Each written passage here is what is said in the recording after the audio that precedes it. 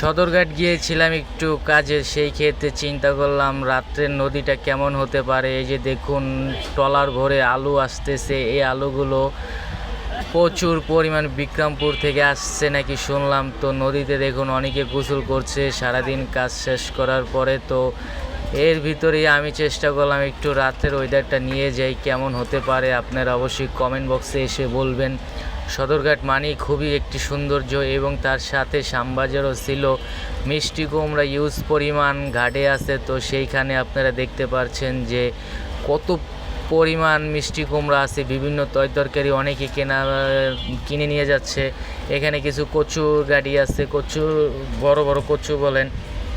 Main রাস্তা পুরাই jam খেয়ে গিয়েছে, তার মাঝে আমি অপেক্ষা করতেছি যে তরকারি নিয়ে আজকে বাসায় যাব। তো সেই ক্ষেত্রে ভিডিও করে নিলাম। যে প্রিয় ভাই বোনেরা, ভালো লাগলে অবশ্যই লাইক কমেন্ট করুন, ভিডিও বানাইতে খুবই প্যারা লাগে।